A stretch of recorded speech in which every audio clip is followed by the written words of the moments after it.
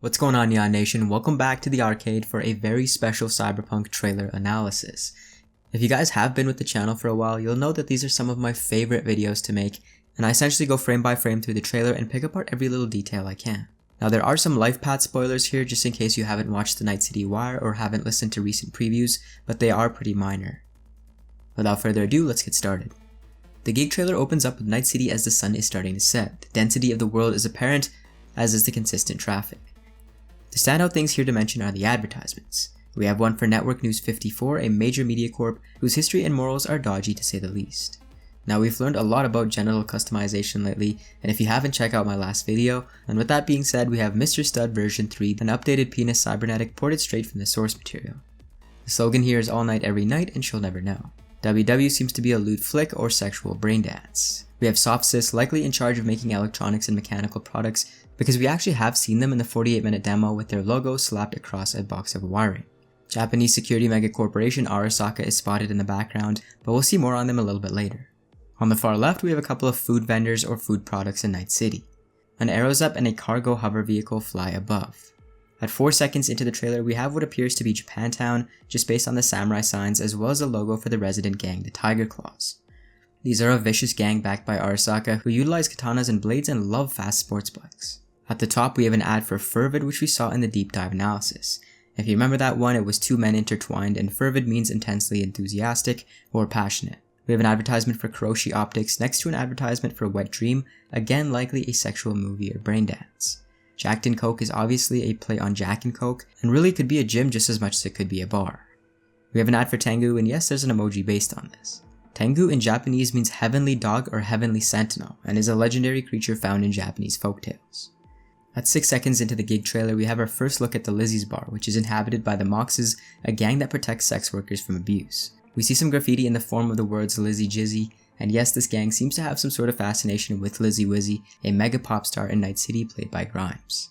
An ad for All Foods and the infamous Mix It Up populate the street, and we have a very 2019 Ghost in the Shell-like fish hologram.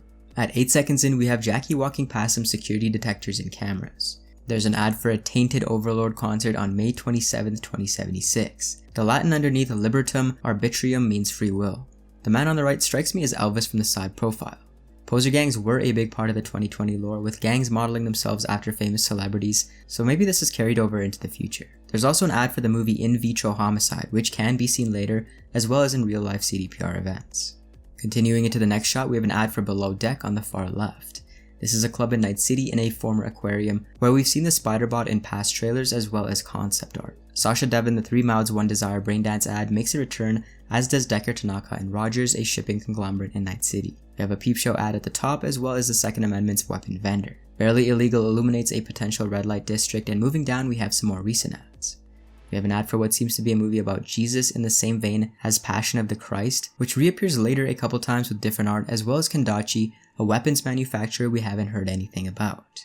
Kendachi was in the lore and focused on blades. They were famous for their mono katana and knives, using orbital crystal and glass fiber. Speaking about orbital crystal, we have Orbital Air, a cargo and passenger transport service to lower Earth orbit. As we move on, we have the same statue seen in the 4 AM Grimes music video for Cyberpunk. Looking down on the streets, we have this particular vehicle which we see a variant of in last year's demo. We find out later this particular vehicle is made by Misa Tuni. Moving into the next scene, we have the beginning of the street kid life path at the bar El Coyote Coho. Mel V is rocking what seems to be the default street kid attire.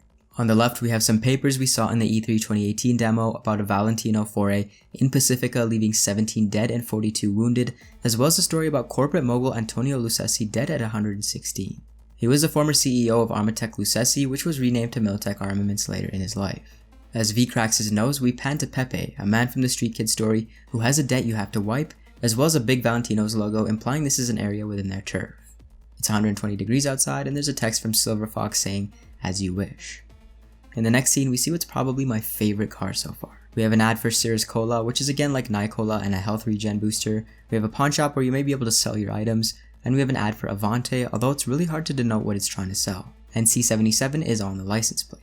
At 14 seconds in, we have a ton more ads. Based on the Spanish graffiti saying the father known, this may be an area like Haywood. El Guapo has undergone a redesign from the 2018 demo. The Big Eat Show seems to be Night City's version of the Food Network. Going into the next scene, we have this poor bloke getting beaten up by 2 women, with the third just giving him the double one-up. He has either a mask or a very dark facial augmentation, and there seems to be graffiti very reminiscent of the Joker behind him.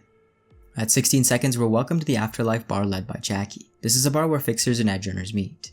There are 3 different areas of the Afterlife: the Antechamber, the Crypt, and Hades, each progressively darker and more dangerous, with the gnarliest solos and edgerunners with the highest prices in Hades. This bar is owned by Rogue, who's a legendary solo and fixer in Night City. As we progress, we see that there is a guard on the left of Jackie, potentially guarding these other chambers.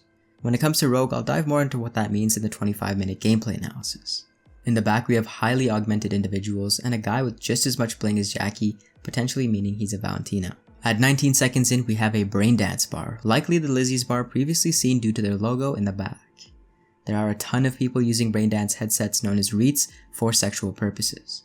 Braindance is a digital recording which emulates all the sensory input of that recording. A few seconds later in the trailer, we see a snippet of an erotic braindance as you're viewing it. There's also a couple sex toys within the braindance, some with spikes, so let your imagination run wild with that one. Braindance in editing mode is also showcased. This comes from the demo where you meet a moxie higher up and try to find a clue after she records seducing a CEO. At 25 seconds in, we have everyone's new favorite character, moxie braindance technician, Judy Alvarez. She has the moxies and 13 tattooed on her arm, as well as a shark with a weapon attached to its back. There are cybernetically augmented animals in the lore, so maybe, just maybe, she has a pet shark with a turret. In the back we have Evelyn, who seems heavily inspired from Angie in the movie Gamer. 27 seconds in, we have Victor, our friendly neighborhood Ripper Dog. We see a fighting tournament poster from the E3 booths, as well as a ton of trophies. Victor was a former ringside technician, hence his love for boxing and his necklace. He's had a change to his tattoo sleeves since 2018, and he's also decided to progress with the times as he's upgraded to transition lenses. A Maneki Neko cat sits on his desk. In the back we see the Animals Gang logo on a poster, again for a boxing or MMA event or tourney. 30 seconds into the trailer, we have the fixer in the Street Kid story Kirk telling you to steal this car. This car is aptly named the Rayfield Erendite, which is the legendary sword from The Witcher 3. This also mentions potentially another car known as the 2077 Guevary, which is limited to 100 units in the world. A description of the sword is underneath.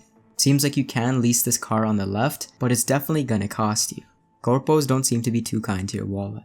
There's also an ad for Broseph Brewing Company, which was actually served in the E3 booths and can be seen in the first 48-minute demo. At 30 seconds, we see the NCPD busting Jackie and V during the Street Kid prologue. There's a Militech logo on the front of the NCPD car, which means they're likely in cahoots with them, or they provide the vehicle or equipment. At 31 seconds, we have an interesting scene at what appears to be a customs office. The sheet says Lost on Arrival and Customs. This guy has some very interesting facial augmentations and the same gorilla arms that V had in the deep dive. Moxie guards usher you into the club in the next scene, and there is also a poster for happy hour, so maybe we can get smashed for cheap if the time is right. Now this is where we meet Evelyn Parker in the next scene, a Moxie higher up, again reminiscent of the woman from Gamer. We also have some Blade Runner-esque glasses. Now when I first saw this, I was blown away. I thought this scene was actually real. The facial animation here is really strong. Moving on, we have the NCPD using a favorite weapon of the lore, the Excalibur Nightstick. This weapon is something between a taser and a baton. This particular officer has heavy armor around his neck as well as a shoulder cam. 35 seconds in, we have the infamous scene from the 48-minute demo with Royce. Check out the comparisons in graphics and lighting and tell me which one you guys like better. This year's version definitely has a grittier atmosphere. This also shows you how you can decide to shoot during dialogue. We also have Dum Dum in the background holding the Nomad hand cannon that we see later. At 36 seconds, we also see an updated look to a prior demo moment. This is at the NCPD crime scene where there's a hologram of Max Tack taking down a cyber psycho. The hologram of the Psycho Squad looks more in line with their current design, as the prior demo looked like a Trauma Team soldier placeholder. The NCPD also looked like they got additional funding, as this guy has much more equipment. Next up, we have Jackie outside a noodle bar. There's Tiger Claws graffiti in the back and Broseph beer with a sign that says, "We only accept Eurodollars." Suck on that one, crypto miners who made GPU prices absolutely unbearable a couple years ago. Destructible Cars are confirmed, and here we see an example in the Maelstrom Lair using the Constitutional Arms Defender we've seen again in the deep dive. Moving on, we have the scene where in the Corporal Path you land an AV on a basketball court. The thugs who approach you are wearing some pretty colorful clothing. The courts say "Play it again, Liz," and there's a Moxes poster in the back, so this might also be Moxes territory. Now the Dexter Deshawn car ride has also received a noticeable upgrade with much better lighting. Next up, we have Jackie loading a package onto a vehicle. This vehicle sports the Thornton T logo, which appears to make more off-road friendly vehicles. We have seen Thornton a couple places in the past. As the player jumps down, we see a sign that says "No children or infants allowed in the trash bin." If you laughed just now, congratulations, you've booked your first class ticket to hell. In the next scene during a mission briefing, we see the map of Night City on a monitor in the back. It's very similar to the one shown in the Cyberpunk 2077 source material. 54 seconds in, we see the updated look to the Maelstrom briefing scene. As Dexter Deshawn explains the heist to steal a biochip which houses the secret to immortality, we learn that it's called the relic. There's also a PAT etched onto the side which may denote patent, as well as JS right next to it. It seems to me that would stand for Johnny Silverhand since he is tied to the chip somehow. The location marker on the map seems to pin it on the edge of the city, near the Arasaka waterfront, but we soon learn it's called Konpeki Plaza, and it's actually in the middle of town as a living space for Arasaka executives that are visiting Night City or have no apartment. Jackie is shown dressed in all black entering the facility with a briefcase for the heist. Arasaka is a massive security service corporation from Japan and seemingly one of the most powerful megacorps in Night City in the year 2077. As Jackie walks in, he walks past a TV monitor showing a talk show. Their desk kinda looks like a mega building on its side to me, and we also see the facility from the outside. Moving to the surveillance scene, we see an Arasaka corpo pacing in what seems to be a server room. V has hacked the surveillance camera and is scanning the room for clues. The date is May 13th, 2077. 1 minute and 1 second into the trailer, we see the outside of the massively tall and wide slate black Arasaka building. This is pretty on par with the buildings we've seen in the neo-militarism stylistic poster. The next scene is one of my favorites and fuses two prior scenes from the E3 2018 trailer together. The corporate watching a riot take place, and Arasaka sysops getting fried by black ice via this netrunner. It says council on the left, so maybe this is a meeting of the minds and only the Arasaka members in the black are getting offed. Moving on, we have the menacing Atom Smasher as confirmed by Pavel Sasko. Smasher is from Cyberpunk 2020 and is responsible for killing Johnny Silverhand with an auto shotgun during the raid of the Arasaka Towers in 2020. He's a former army member from New York who was hit by a rocket. His buddy salvaged his brain and was taken home where he was offered a full body conversion unit in exchange for a corporate contract. He's an Arasaka loyalist and is still walking around in his hulky full Borg body. Next up, we have a scene that we've witnessed in the first demo. Check out the changes to the bodyguard in the back and the fact that it takes place around dusk. At 1:06, we have Corporate V throwing up in the sink, which is the beginning of the corporate life path. It seems the high stress of the corporate job is taking its toll. There's an Arasaka AV in the hangar which looks similar to this AV from before, albeit with more overt branding. There are some swanky seats inside and complimentary champagne, again a moment from the corporate life path.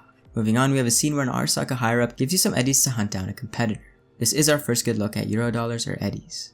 At 1:10, we have the advertisement for Abydos, yet another drink in Night City, and a Grim Reaper looking figure potentially hinting at the Black Queens being present from the lore.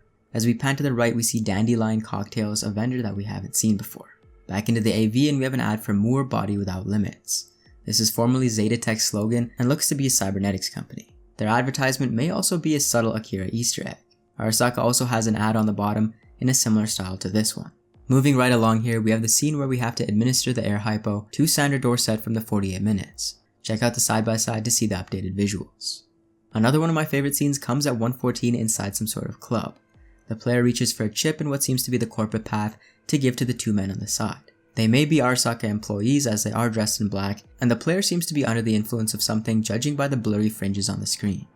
As the cyborg on the right plugs the chip in, we see his visor as well as his arm modifications. Moving on, we have another revamped scene, this time in the Scavengers Lair. Check out yet another side-by-side comparison.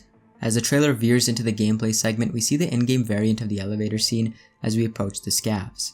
As V whips out his pistol, we see it has the word Malorian on it. Malorian Arms, created by Aaron Malor, is a luxury custom-build weapon company. They have made weapons for the likes of Johnny Silverhand and Morgan Blackhand. Shooting up the club, we have an Arasaka trooper with no helmet to the very left. We seem to be sporting a new type of auto shotgun similar to this new weapon on the Takamura figure. There are poker tables and arcade machines in the back, so maybe after we're done slaughtering everyone in sight, we can kick back, relax, and play some Pac-Man. Moving on, we have the Nomad life path and the Arasaka chase scene. We're sporting a hand cannon by Dara, and as the car that tails us crashes, we see that this farm is owned by Biotechnica, an aggressive agricorp. At 1:22, we have the updated Royce boss battle. The rifle that we're using looks heavily modified. As Jackie briefs Misty about their mission, we see a package that mentions kibble and ska. These are the primary food sources in Night City, with kibble being dry grainy nuggets and ska being vat-grown protein.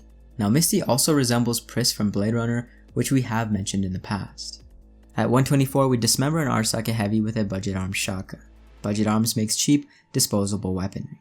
The scav chase scene has also undergone a slight change as seen here. Moving into a shootout at the strip club, we see the new visuals for the Kuroshi scan. The Kang Tao smart rifle is back and the bullets leave less trails when fired. In the next melee scene with the Oscillation Sync twins, we we see that one twin is wearing a Maelstrom shirt. This also shows that NPCs can kick and we have the ability to block it. During the braindance holdup, we see a very simplistic Rubik's Cube on the table, as well as creatine, oil, and Militech gear behind the counter. This dude is also rocking a fanny pack, the ultimate form of necessity over style. Moving on, we have our first look at the augmented mantis blades, with these ones carrying an electric current through them. This is likely a member of the Tiger Claws due to his shirt showing the same image of the World of Cyberpunk cover illustrating them. This looks like some sort of torture room as there is blood on the bed and chains, and he's fighting the player with a wrench or a blunt object. The mantis blade animation has been greatly improved as we skewer him and pick him up. Arasaka fibers can be seen protruding. At 131 we see the foreign body braindance ad in the back as Jackie drives us at night, right before everyone's favorite scene, the aerial attack micro missiles from the arm. This is a higher tiered augment and vaporizes this poor guy on the ground. At 135 we see the tail end of the Arasaka heist with Jackie and V jumping off the side of the building. Trauma Team is pursuing them, but the reason is unknown. Maybe you're stealing the device used by T-Bug in the CGI trailer, which might be a piece decoding the immortality tech delivered by V. The end of the trailer is in-game footage of the betrayal scene with Dex shooting V at the No-Tell Motel.